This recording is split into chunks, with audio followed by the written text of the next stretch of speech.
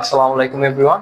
আজকে আমাদের কোর কেমিস্ট্রির আরেকটা কনসেপ্ট নিয়ে আমরা হাজির হয়েছি। সেটা হচ্ছে আসলে কনসেপ্ট না, একটা মৌলটাকে কার্বন। কার্বন আসলে কেমিস্ট্রিতে কত গুরুত্বপূর্ণ একটা জিনিস সেটা তোমরা মানে 9, 10, 11, 12 আস্তে আস্তে যত উপরে উঠবা তত বুঝতে পারবা যে কার্বন কি জিনিস। কারণ কার্বন এতই প্রিয় কেমিস্টদের, রসায়নদের, যে কার্বনের সিটা কি আসলে কি বানায় ফেলছে কেমিস্ট্রির এই যে এই সিটা নিয়েই আসলে কার্বনটা বানায় ফেলছে বলতে পারো একভাবে। কারণ কার্বনটা খুব গুরুত্বপূর্ণ একটা মৌল। কেন গুরুত্বপূর্ণ মৌল এটা আমরা এখন টের পাবো।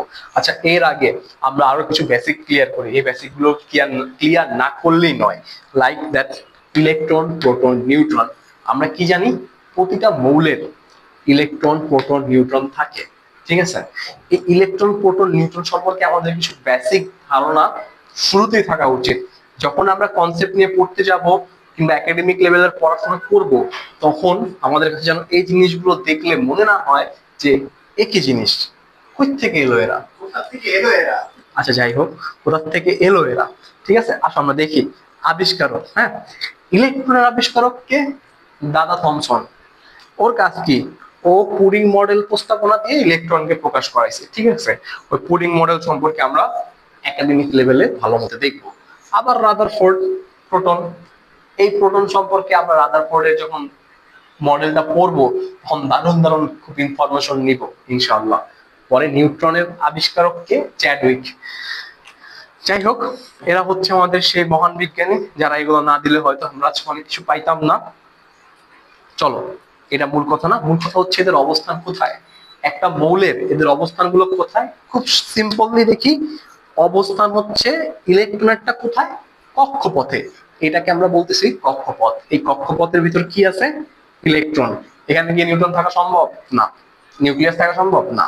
আচ্ছা, প্রোটন, প্রোটন থাকে নিউক্লিয়াসে। মানে এই যে আমরা যেখানে কার্বনটা লিখছি, এইখানে আমাদের কি থাকে?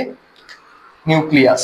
এই নিউক্লিয়াসের ভিতর থাকে প্রোটন এন্ড নিউট্রন। ঠিক আছে? আচ্ছা, আসুন, নিউট্রন কই থাকে? নিউক্লিয়াস। এই গেল। এখন আমাদের জানতে হবে চার্জ। ঠিক আছে, এই বক্সটা থেকে তোমরা ইনশাআল্লাহ অ্যাডমিশনে এমসিকিউ পাবা। এসসি তে অবশ্যই এমসিকিউ পাবা।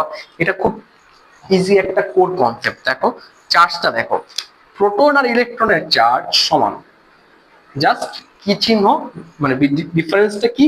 প্লাস এন্ড মাইনাসে। নিউট্রনের কোনো চার্জ নাই, এটা নিরপেক্ষ একটা কণা। তাহলে ইলেকট্রনের চার্জ কত? -1.6 × 10⁻⁻19 কুলম। আর প্রোটনেরটা জাস্ট প্লাস বসাই দিব আগে আমরা। প্লাস বসাই দিলে কি হচ্ছে? +1.6 × 10⁻⁻19 কুলম। ওকে, এবার আসো ভরে। এই যে আমরা ভর দেখবো। যেহেতু ইলেকট্রন কক্ষপথে অবস্থান করে, ইলেকট্রনের ভরটা কত? দেখো, ইলেকট্রনের ভরটা হচ্ছে 9.1 × 10⁻⁻28 গ্রাম। আর যদি কেজিতে নেই তাহলে ওটা কি হয়ে যাবে? -31 কেজি। তোমরা অবশ্যই সাদমান ভাইয়ের ভিডিও দেখবা কিভাবে কেজিকে গ্রাম, গ্রামকে কেজিতে নেওয়া লাগে। আবার প্রোটনের ভর কত? দেখো, একটা মজার বিষয়, দেখো প্রোটন আর নিউট্রন কিন্তু একই ভরের। দেখতে পাইতেছো? দেখো 1.67 × 10⁻⁻24 গ্রাম, 1.67 × 10⁻⁻24 গ্রাম। দুটোটা কিন্তু একই, জাস্ট সবই সেম, কোনো ডিফারেন্স নেই। তাহলে আমরা ইলেকট্রন আর প্রোটন, নিউট্রন সম্পর্কে একটা সুন্দর ধারণা পেয়ে গেছি। এখন আসো আমাদের কার্বন সম্পর্কে। কার্বনটা কি করে? কার্বন আমরা যখন জৈব যৌগ পড়তে যাব তখন আমরা দেখব কার্বনের বিস্তর আলোচনা। তো এর আগে আমরা কার্বন সম্পর্কে একটু জানি। কার্বনের প্রতীক কি? অল নোন, কেমিস্ট্রির সি। কার্বনের যোজনী কিভাবে বের করবো ভাইয়া? কার্বনের যোজনী কি হতে পারে? দেখো, এই কার্বনের সর্বশেষ কক্ষপথে কয়টা ইলেকট্রন আছে? 1, 2, 3, 4, চারটে ইলেকট্রন আছে। দ্যাটস মিন কার্বনের যোজনীর সংখ্যা কত? 4। ইংলিশে লিখলাম 4। ওকে, ঠিক আছে। পারমাণবিক সংখ্যা, কার্বনের পারমাণবিক সংখ্যা কত হবে বলতো? আমরা একটা ভিডিও দেখছিলাম যেখানে পড়ছিলাম hydrogen, helium, lithium, barium, boron, carbon. সেটা কত নম্বরে আসে? 6 নম্বরে। প্রথম 10টা তো ভাইয়া সবার মুখস্থ, এটা কার্বনের আসবে। আচ্ছা, কার্বন যদি 6 হয়, কার্বনের ভর কত হওয়ার কথা? 12 গ্রাম। Very good. আচ্ছা, এবার আসো ইলেকট্রন বিন্যাস। মনে আছে আমরা কিভাবে ইলেকট্রন বিন্যাস করতাম? শোনো শোনো প্রিয় শোনো, আসো করি। 1s 2s 2p, শোনো শোনো প্রিয়। ঠিক আছে, দেখো ইলেকট্রন বিন্যাস করলে এখানে 2, এখানে 2, কার্বন যেহেতু 6, 6 হইতে কত কত লাগে? আর লাগে 2, তাহলে আসো বসাই দেই 2। ইলেকট্রন বিন্যাস শেষ। কার্বন কি? কার্বন একটি অধাতু। মনে আছে অধাতু আর ধাতু? অধাতু। যেহেতু কার্বনের শেষে আম নাই, তাহলে এটা অধাতুই। আচ্ছা, তাহলে কার্বন কত নম্বর গ্রুপে? কার্বনের গ্রুপ নাম্বার আমরা কিভাবে বের করব? যেহেতু এটা পি অরবিটালের, দেখো এটা সর্বশেষ কত আসছে? P orbital. যেহেতু পি অরবিটালে আসছে, তাহলে এই দুইটার সাথে এই দুইটাকে যোগ করব, সাথে আরো 10 যোগ করব। কত আসে? 2 2 4 10, 14 আসে। তাহলে 14 আসে। তাহলে কার্বন কত নম্বর গ্রুপের? 14 গ্রুপের। অলরাইট, তাহলে আমরা কার্বন সম্পর্কে জানতে পারলাম এইসব জিনিসপাতি। আচ্ছা, এখন আসো কার্বনের যত অরবিটাল বাহিরের 4টা, 4টা মানে যোজনী 4, তাহলে কার্বন কতটা ইলেকট্রন ধরতে পারে ওর বাইরের অরবিটের সাথে? দেখো কার্বনকে আমরা সবসময় জানি যে এই একটা ইলেকট্রন আরেকটা ইলেকট্রনের সাথে বাইন্ড করতে পারে। ঠিক আছে, বাইন্ড মানে যোগ করতে পারে। ধরো আমরা এখানে একটা হাইড্রোজেন দিলাম, এখানে একটা হাইড্রোজেন মলিকিউল অ্যাড করতে পারে। ঠিক আছে, ওর 3টা হাতই কিন্তু খালি। দেখা গেল আমরা এখানে আরেকটা হাইড্রোজেন দিব। আসো আমরা আরেকটা হাইড্রোজেন বসায় দিই। এখানে একটা হাত খালি। আচ্ছা, আমরা করতেছি।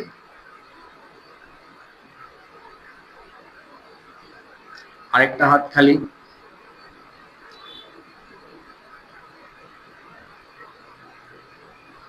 হ্যাঁ, দেখো যেহেতু কার্বনের বহিঃস্তরে 4টা ইলেকট্রন ছিল, এই 4টা ইলেকট্রন এখন হাইড্রোজেনের 4টা ইলেকট্রনের সাথে বাইন্ড করছে। বাইন্ড করার কারণে এখন কি তোমরা বলতে পারবা আমাদের লাস্ট অরবিটালে মানে সর্বশেষ শক্তি স্তরে কয়টা ইলেকট্রন আছে টোটাল? আসো গুনি। 1 2 3 4 5 6 7 8, 8টা ইলেকট্রন আছে। হাইড্রোজেনের শেষ অরবিটালে কয়টা ইলেকট্রন আছে? 2টা ইলেকট্রন আছে। এটাকে আমরা কোভ্যালেন্ট বন্ড বলি। আচ্ছা আসো, কোভ্যালেন্ট বন্ড, আয়নিক বন্ড আমরা আরো বিস্তারিত আরো সুন্দর সহজ ভাষায় পড়বো ইনশাআল্লাহ। আচ্ছা, এখন তোমাদের একটা কথা বলি, দেখো কার্বন কিসের সাথে বাইন্ড হয়েছে? হাইড্রোজেনের সাথে বাইন্ড হয়েছে। এটাকে আমরা কিভাবে লিখি? এটাকে আমরা খুব সুন্দর ভাবে লিখি CH4। ঠিক আছে, এখন এটাকে আমরা কি বলবো? এটাকে আমরা কি বলতে পারি? দেখো কার্বন এখানে কয়টা? একটা। একটা মানে কি? আসো আমরা এই জিনিসটা দেখি, যদি কার্বন একটা থাকে তাহলে কি হবে? কার্বন 2টা কিভাবে হওয়া সম্ভব? তোমরা কি বলতে পারবা কার্বন 2টা কিভাবে হওয়া সম্ভব? দেখা গেল আমাদের এই যে এইখানে আরেকটা কার্বন আসছে,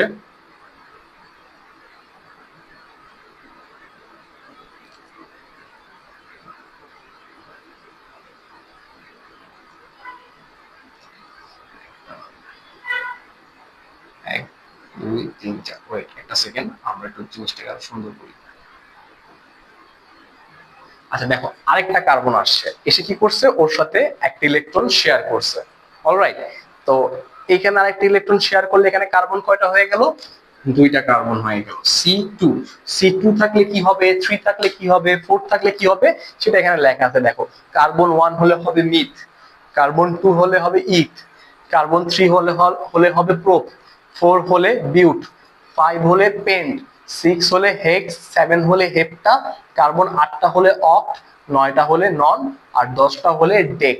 তার মানে বুঝতে পারলাম যে কার্বনের নাম্বারের উপর আমার নামগুলো কিভাবে চেঞ্জ হচ্ছে।